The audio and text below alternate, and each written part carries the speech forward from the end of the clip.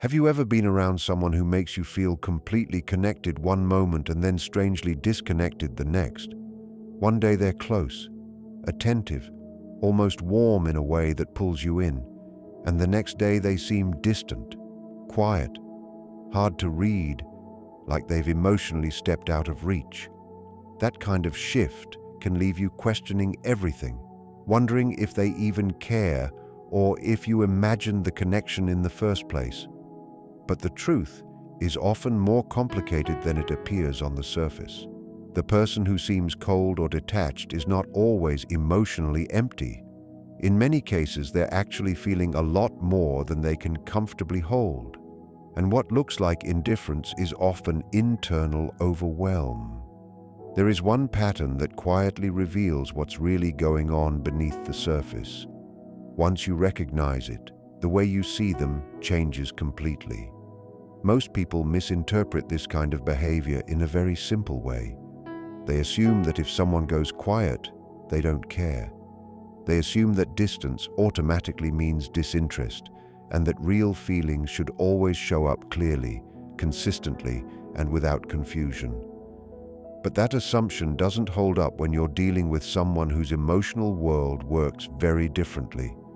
Some people don't struggle because they don't feel enough, but because they feel too much and don't know how to regulate it. People with avoidant patterns are often not emotionally empty at all. In fact, they can be deeply sensitive inside, but that sensitivity becomes overwhelming for them.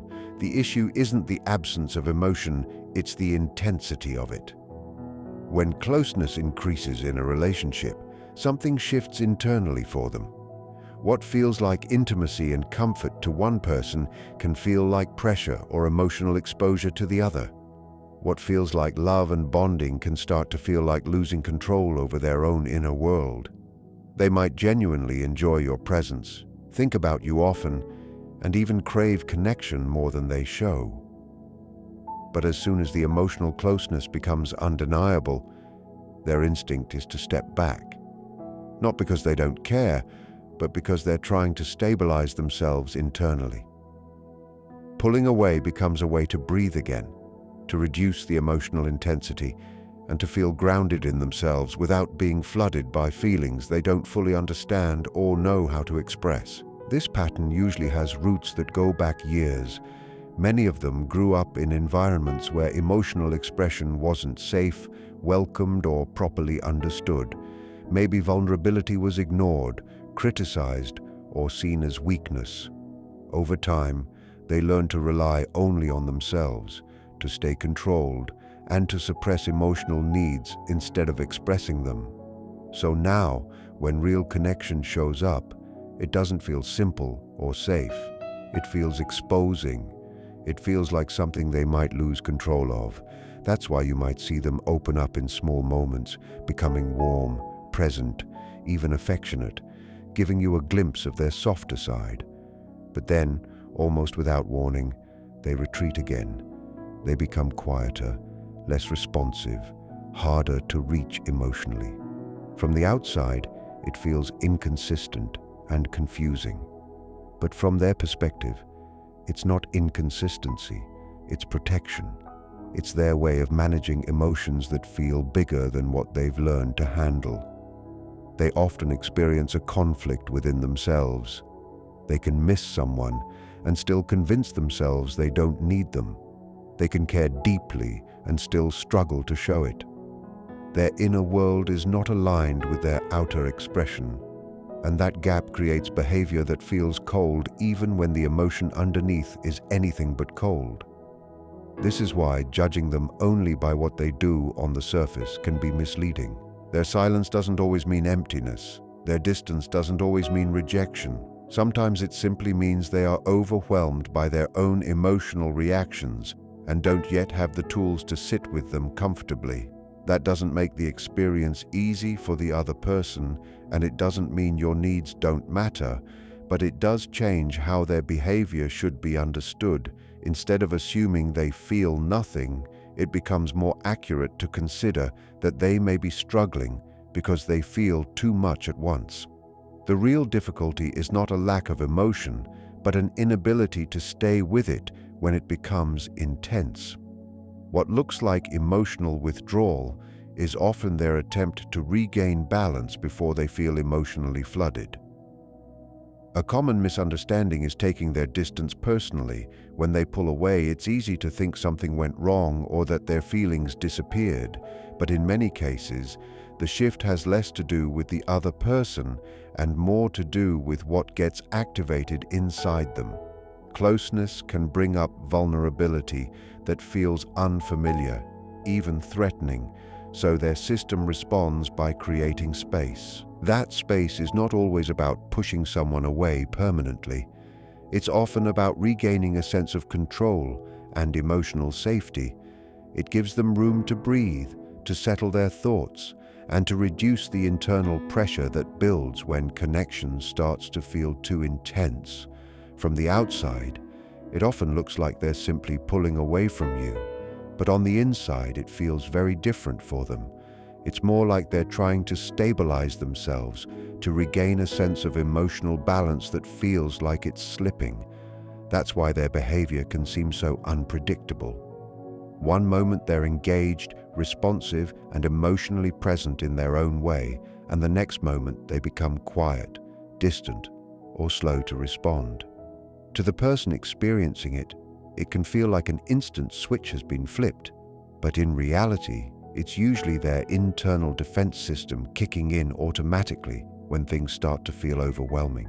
It's rarely a planned or intentional act. In most cases, it's a reflex. Something inside them signals this is too intense, too fast, too close, and their system reacts by creating distance. The difficult part is that they often don't communicate what's happening. They don't usually say they need space because they feel overwhelmed. They just withdraw, and that silence leaves the other person confused, trying to interpret what changed and often assuming it must be something personal. But their need for space is not always connected to your worth or how much you matter to them. It's more connected to their emotional capacity in that specific moment. When they feel flooded internally, distance becomes their way of calming down.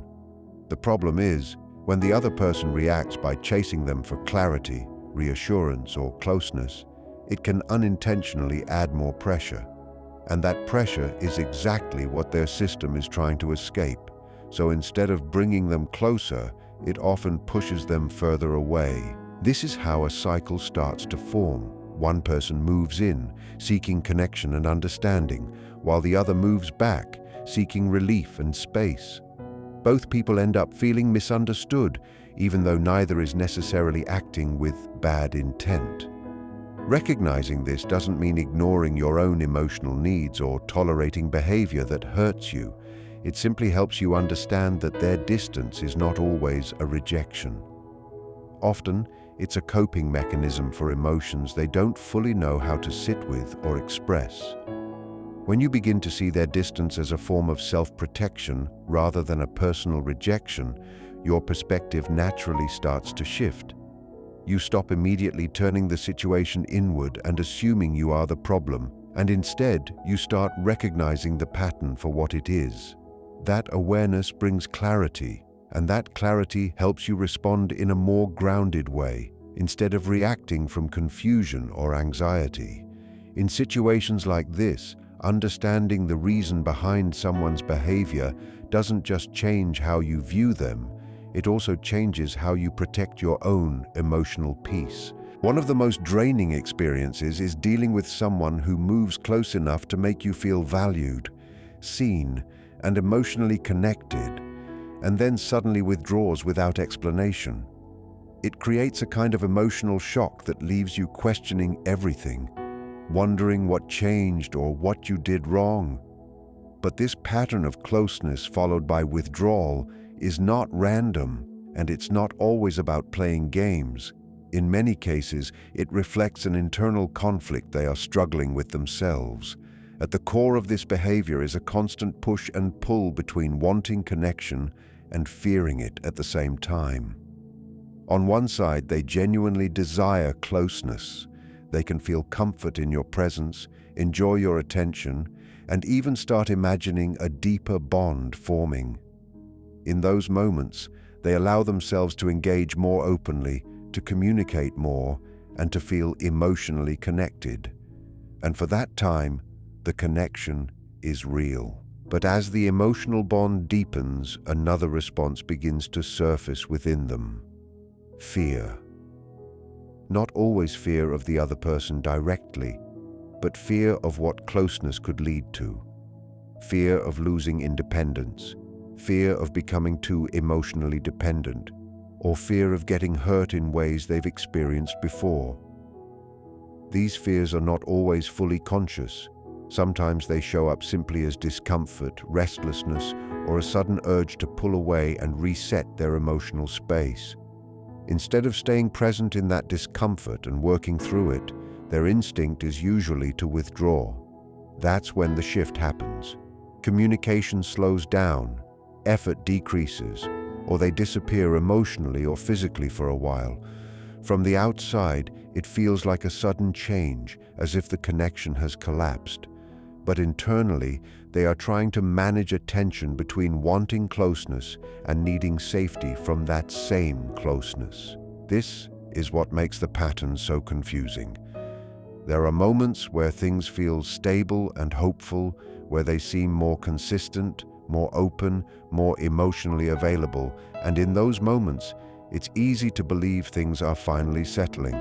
But unless the deeper fear underneath is understood and worked through, the cycle often repeats itself. The more closeness builds, the more their internal fear tends to resurface, and that's usually when distance follows again. It's important to understand that this doesn't always come from someone deliberately trying to play with your emotions. In many situations, avoidant individuals are not fully conscious of the pattern they are repeating. They only recognize the internal shift. When things start to feel too intense, they instinctively pull back. Then, after some time and space, the emotions they tried to suppress begin to return, and that pull draws them back in again. It's less about manipulation or control, and more about lacking the emotional skills to maintain steady closeness without feeling overwhelmed. For the person experiencing this from the outside, it can become emotionally draining very quickly. You find yourself constantly adjusting, trying to interpret their behavior, holding on to the moments when they feel close while trying to cope with the times they disappear emotionally. Over time, this creates a sense of instability, like you're always waiting for the next withdrawal. That's why recognizing this cycle matters so much. Once you understand that it's an internal pattern within them rather than something you caused, you can begin to make more grounded choices for yourself instead of getting pulled deeper into confusion. Understanding this push and pull dynamic doesn't mean you have to accept it indefinitely or ignore your own emotional needs. It simply gives you clarity about what is actually happening.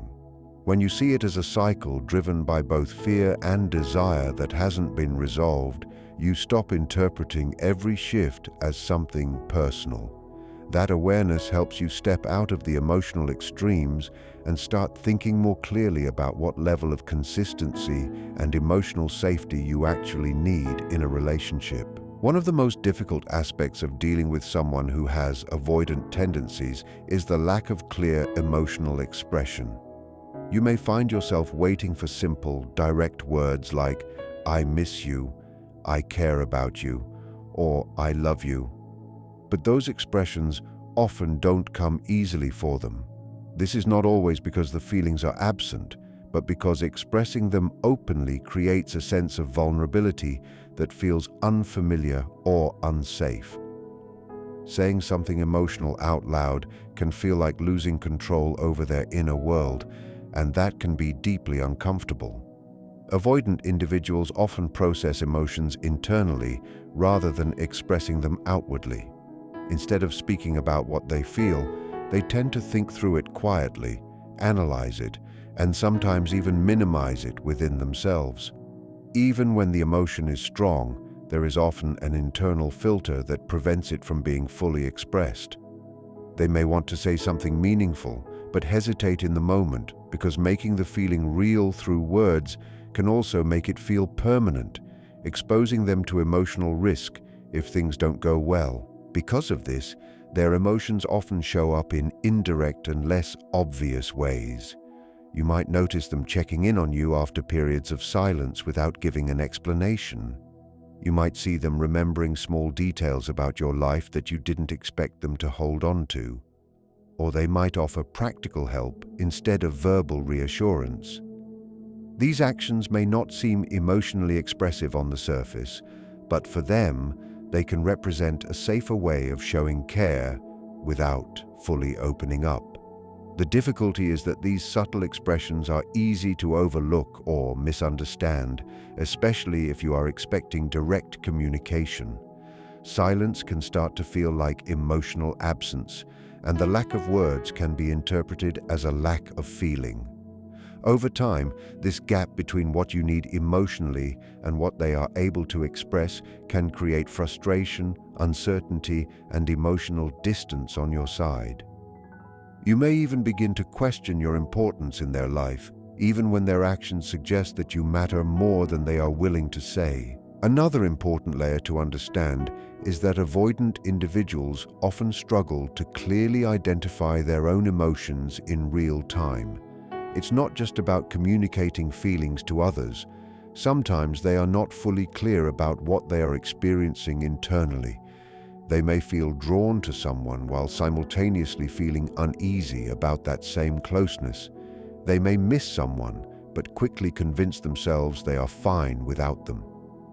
This emotional contradiction makes clarity difficult because they don't want to express something they are not fully certain about.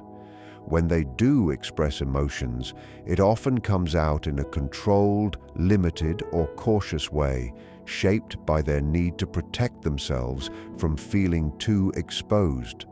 They might soften what they feel, make it sound lighter than it really is, or quickly change the topic right after saying something emotional. It's almost like they're stepping into vulnerability for a second, then rushing to step back out again. That small retreat afterward is their way of testing emotional safety without fully exposing themselves. Even the simplest or most casual-sounding comments from them can carry more meaning than they appear to, because for them, even saying that much already requires effort outside their comfort zone. Understanding this doesn't mean you have to accept poor communication or settle for emotional uncertainty. Clear and consistent expression is still a valid and important need in any healthy connection. But it does help you interpret their behavior more accurately. Their silence is not always a sign of not caring. More often, it reflects hesitation, internal conflict, and fear of being emotionally exposed. When you begin to recognize the difference between someone who truly feels nothing and someone who struggles to express what they feel, your perspective becomes clearer and less reactive. That clarity helps you respond from awareness instead of assumption. Instead of focusing only on what they are not saying, you also start noticing the smaller ways they might still be showing care. At the same time, you become more conscious of your own limits and what kind of communication you actually need in order to feel secure. Because understanding someone's emotional capacity doesn't mean ignoring your own needs in the process. There is one pattern, though, that tends to stand out more than anything else. Something subtle, yet hard to ignore once you notice it. It's not in their words, because their words are often measured, limited, or carefully controlled. It's not even in their consistency, because consistency is exactly where they tend to struggle. The clearest sign is something simpler, something that repeats over time in a very quiet way. They keep coming back. No matter how distant they become, no matter how long the silence lasts, there is usually a return. It might be a short message, a small interaction, or a casual check-in that doesn't seem like much on the surface. Sometimes it's more direct, where they try to reconnect and act as if no time has passed. And each time it happens, it creates confusion because it doesn't match the idea of someone who is completely gone. This is where the misunderstanding often happens. People who are truly indifferent don't usually return. When there is no emotional attachment, detachment is clean and final. There is no internal pull that brings them back, but with avoidant patterns, that pull still exists in the background. It may be suppressed, ignored, or pushed aside, but it doesn't fully disappear. Over time, it resurfaces and draws them back into the connection again. What you're actually witnessing is not emotional clarity, but emotional conflict. Every return is usually driven by the part of them that still wants connection surfacing again. The distance doesn't erase the feeling, it only reduces its intensity for a while. When they come back, it's often because enough space has passed for their nervous system to feel safer again. And in that state, the desire for connection becomes stronger than the fear of it. But that doesn't mean the pattern is resolved. The underlying fear that caused the withdrawal in the first place is still present. It simply becomes active again when closeness increases. So the cycle repeats: reconnection, emotional closeness, discomfort, withdrawal, silence, and then return again. Each phase feels meaningful in the moment, but together they form a loop that doesn't naturally stabilize on its own. Just because you can explain someone's behavior doesn't mean you have to accept a situation that consistently drains your peace. Your needs for consistency, communication, and emotional presence are valid. They are not excessive or unrealistic. An avoidant person may struggle with these needs, and that is something to acknowledge, but it is not something you can fix through your own effort or patience alone. Real change has to come from their own awareness and willingness, not from you adjusting endlessly to fill the gaps. When you stop chasing, something important begins to shift. You create space not only for them, but also for yourself. Space to think more clearly, to observe patterns without emotional overwhelm, and to understand what you are actually experiencing instead of what you hope it might become. You start seeing the cycle more objectively instead of getting pulled into temporary moments of closeness or distance. This clarity helps you make decisions from a grounded place instead of an emotional reaction. It doesn't guarantee that the other person will change or suddenly become consistent. In some cases, they may respond positively to less pressure. In others, they may continue the same pattern, but the purpose is not to control their behavior. It is to regain control over your own emotional state and choices, because real emotional security doesn't come from holding on to someone who is inconsistent. It comes from not abandoning yourself in the process. In the end, understanding someone else can give you awareness, but self-respect gives you direction. You can care about someone, recognize their struggles, and still choose not to lose yourself in something that doesn't offer stability. And that is where real strength begins, not in chasing clarity from someone else, but in building it within yourself.